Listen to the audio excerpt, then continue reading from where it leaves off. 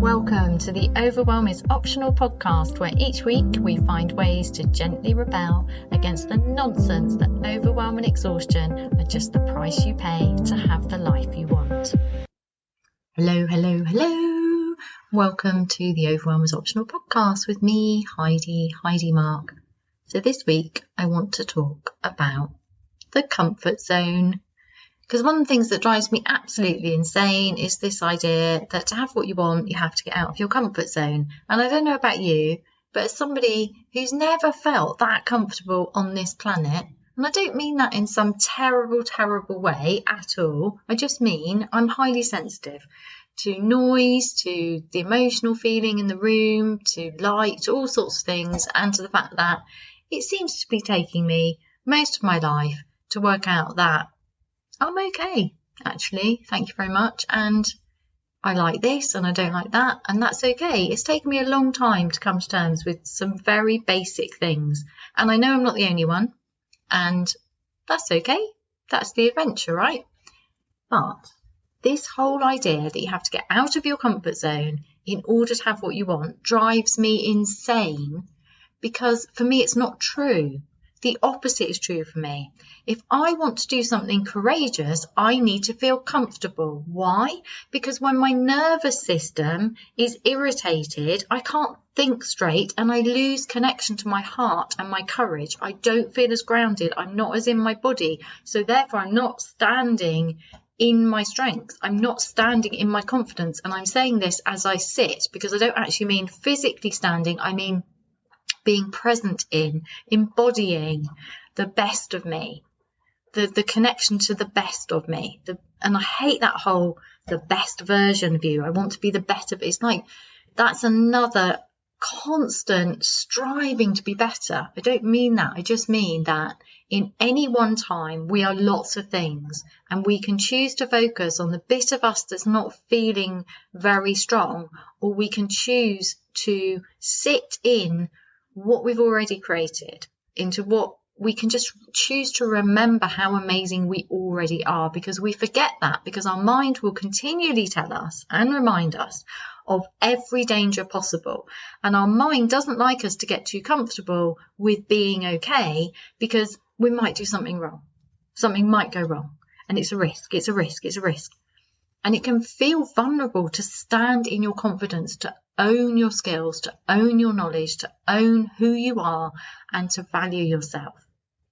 But for me, what I find is when I get out of my head into my body, when I allow my nervous system to reset, that's when I am able to take courageous steps forward in the direction of my dreams. Getting out of my comfort zone makes no sense to me. Getting into my comfort zone, feeling at ease with myself, valuing myself, and on a very basic level, allowing my nervous system to reset. That enables me to think clearly, to see what the next step might be, because I'm connected to my gut, my heart, my body, my intuition, whatever you want to call it. I'm using the whole of my navigation system. I'm moving away from the fear-centered, mind-based living where I get stuck in my head, go round in circles, doubt myself, get caught up in imposter syndrome. And when I get out of that, into my body, when I feel my feet on the floor, when I feel connected to the earth, when I feel welcome at home, like this is where I'm supposed to be, which makes logical sense that I should always feel like that, because where else would I be? This is my home. There isn't another planet for me. This is where I'm supposed to be, because this is where I am. I am here because I am.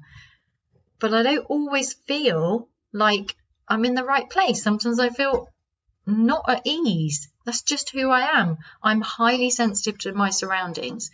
This has both been really hard, because it's taken me a long time to work out, oh, I'm highly sensitive. That's why I'm more reactive than other people. But it's also a gift, because it enables me to see and feel for my clients and myself and others what they can't see for themselves. It's a deeply intuitive gift, this high sensitivity, as I learn to hone it more and more and more. And particularly as I've learned the Zen way of using the mind, body, heart connection, using all of that to navigate, to feel my way through my life, to use that in my work. Super useful, particularly as I'm a deep thinker. I can easily get stuck in my head. I'm a voracious collector of information, and I don't mean facts. I don't really retain facts. I've really noticed this with my partner. He'll say, well, of course you know that. I don't know that. Why would I know that? Because it was this big event in this year. I don't care. Like, why would I retain that? I don't know the names of songs, the words to songs, the names of anything. I don't retain facts. I choose not to. I did used to, but I don't care anymore. It doesn't matter. And I choose what I keep in my head now. And I've had to let go of a lot of things in order to stop being stuck in my head. That mind-based, that overvaluing of the mind as this place to store everything like it's a badge of honor because you know all of this stuff. That's fine for other people. It doesn't work for me. I tend to get stuck in my head, go round in circles, overload my mind, and it completely imbalances me. And then I don't look after myself properly because I'm missing the signals from my body, and because I seem to be different than some other people. I mean, we're all individuals. I'm not saying I'm completely different than everyone. I'm just saying tuning into my body is really helpful to me. Really, really helpful. That's what I learned from pushing my body too far until I couldn't continue. That level of burnout. That taught me that. And I can look back and see all the times my body was trying to weigh in on the conversation and would have prevented all of that unhelpful period. Or I don't see it as anything now. I see it neutrally. That period of time when I really struggled with my health, and then I burnt out, and then I had to recover. That period of time, that taught me the value of tuning in and listening to my body. I need to feel comfortable in order to be at my best, to be my most focused. That's just how I work. How do you work? Does getting out of your comfort zone, is that what you need? Am I talking about the same thing but differently? Possibly. Am I gently rebelling against the whole life is hard, you have to get out of your comfort zone? Definitely, because I'm done with it. I'm done with seeing those messages. Everything you want is outside of your comfort zone. No, everything I want is inside my comfort zone.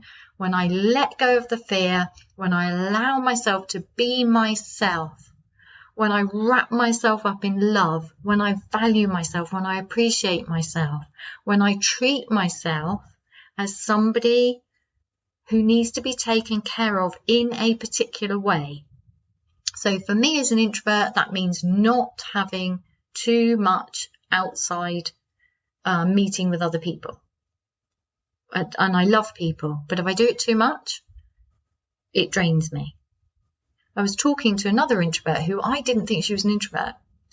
And we were at a networking meeting. We've met several times. I really like her. And we were talking about this. I was really surprised when she said she was an introvert. And she said after she went to some big event and then she was in her pajamas for 3 days. And I was like, yes, not just me. Woohoo.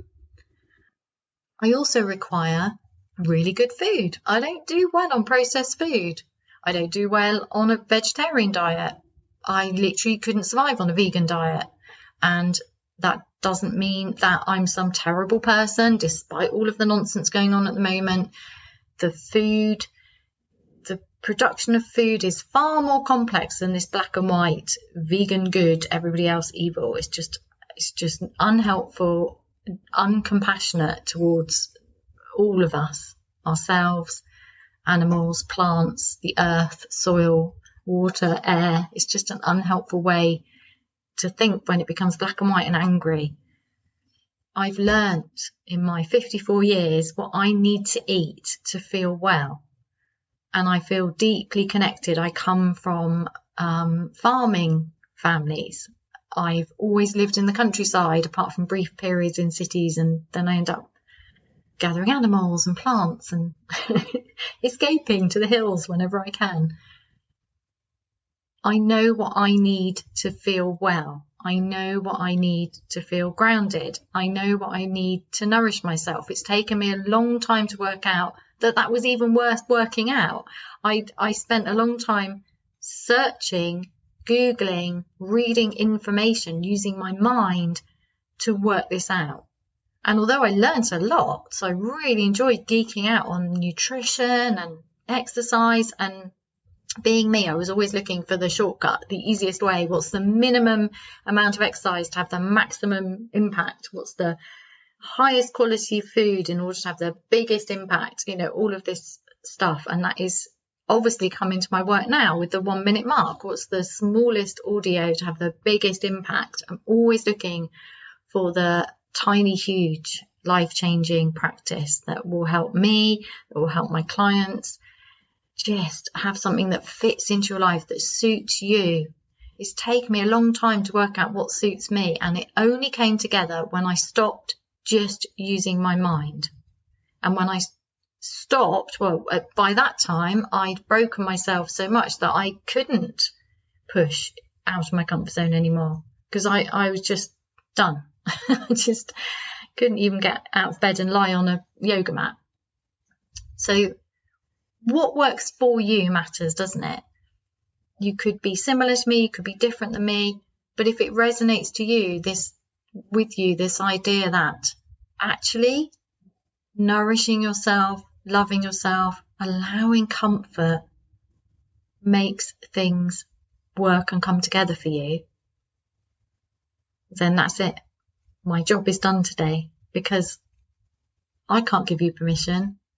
But if you need permission, I'm taking it for myself. Permission to get into my comfort zone. And not just so that I can do courageous things, but because I choose to live with ease. I choose to find the easier way. I choose to enjoy my life. I choose to play. I choose to turn life from a struggle with a race to the finish line as if there's some medal for getting there faster, which obviously there isn't, because we all die. I choose to move it from there to being an adventure where I get to play, where I get to discover what suits me, and I get to change my mind. I get to, grow into myself. Not a better version of myself. I don't get to be better. I get to grow into myself. I get to love and accept more and more of myself, to be able to face more and more of myself, to reveal more and more of myself, to be more and more of myself, to take up more space physically. I don't mean physically as in I'm going to eat like 20 million Easter eggs and get wider. I mean, when you walk into a room and you shrink, like you can physically take up more space by, I wish I could do this on Zoom. I suppose I could. No, I can't do this on Zoom. Even if I was videoing this on Zoom, you wouldn't be able to see what I'm doing. This standing tall, but with ease, this taking up your space, this feeling at home in your life. Because it's your life. You get to make it comfortable for you. You get to make yourself feel at home. Now, I suppose the danger, what your mind and my mind are likely to do is go, but if you get in your comfort zone, you'll stagnate. And then you'll waste your life. And then terrible things will happen and you'll just get really unhealthy. Really? Is that true for you? Only you know. I don't know. I know for me that if I go too long without moving, I feel rubbish. I feel bleh, and I start aching, and then I get weird feelings in my body that stop me sleeping because my body just wants to move. So if you move from mind-based living to mind, heart, body-based living, which is what the gentle rebellion is all about, then that's not going to happen, because bodies want to move. Bodies want to be fed really nourishing food. Bodies want to have good things to drink and look at beautiful things. That's how bodies work. They naturally rebalance. They're just magical. They feel better when you breathe deeply of fresh air. So I don't know, only you know, but for me, I know that when I get out of my head into my body and I really listen, there's no way I'm going to sit around eating rubbish. And my heart wants to live fully. I want to live wholeheartedly. I want to love life fiercely, with courage, with joy, with fun, with laughter. So sitting around stagnating, it's never happened to me. Funnily enough, I remember a friend saying to me years ago, when I said I was finishing my degree with the OU and had a puppy and some kittens and the heating was being put in, all while being a single working mum. And I said, oh, there's all this stuff going on. And she went, yeah, you just create chaos. And that really struck me at the time. I didn't realise it. And that's why it's useful, isn't it, to have really good friends who reflect things back to you. That, yeah, I was creating the chaos because I wanted a lot. And so I just said yes to everything. Now, would I do it that way again? No, because it wasn't a good time to get the puppy. I think I would have kept the rest. Except that when the heating went in, the mother cat tried to move the kittens because the cat was, I think she was in the airing cupboard and then she was on the floor of the bathroom so they could have a litter tray. And then they had to go into the bathroom to put the boiler in there or something. And so I said, well, when you need to get in there, I'll move her. But she had 10 kittens. Bless her, Daisy. She loved being a mum. Oh, my goodness. She was so happy. I've got photos of her and she died a few years ago, but she absolutely loved. She was an awesome cat. She just looked so satisfied. You know, that like deep satisfaction of motherhood. It's just there displayed on her face as a cat. Yeah, her little cat face did manage to display all of that to me in a moment. Anyway, she had 10 kittens. She's very, very happy.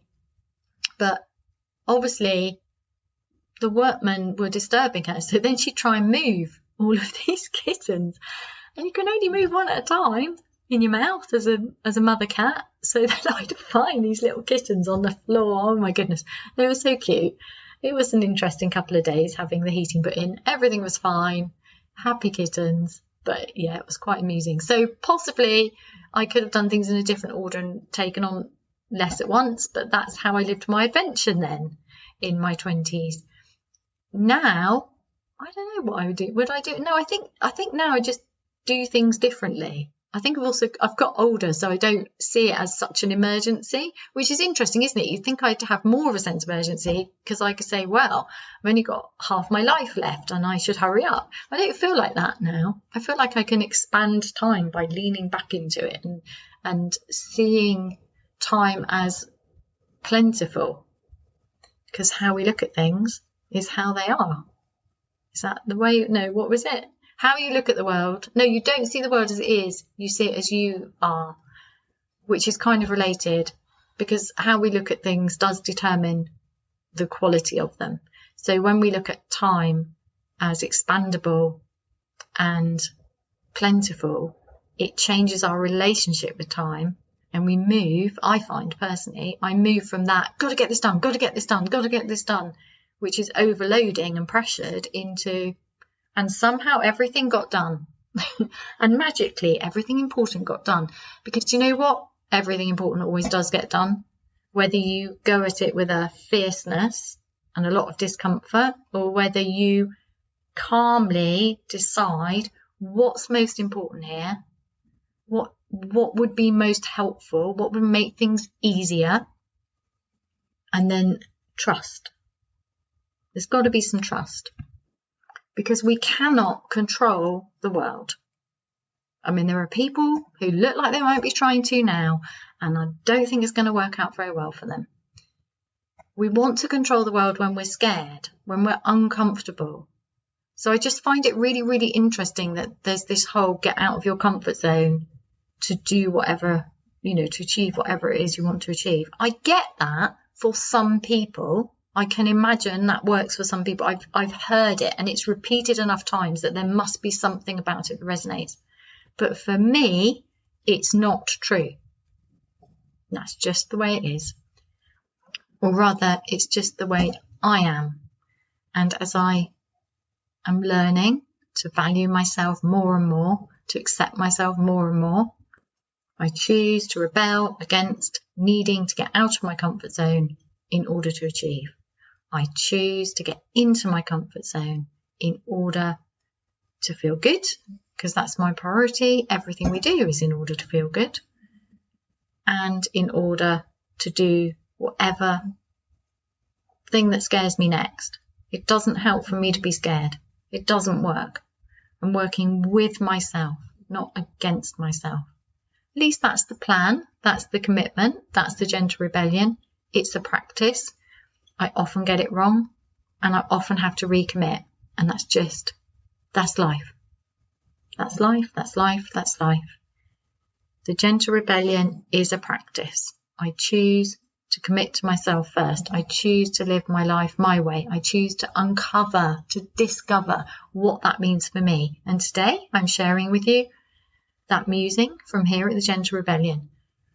That being in my comfort zone strengthens me and gives me the courage I need. And it also allows me to love and enjoy my life. I'd love to know what you think about this. Do get in touch, Heidi at heidimark.co.uk, or message me on one of the social media platforms, whatever suits you. I'd love to hear from you. Thank you so much for being part of this podcast. If you enjoyed this episode, please do take a little moment of your time to share it, like it, etc., to help other people find it. And if you'd like to know more about my work, please go to www.heidimark.co.uk.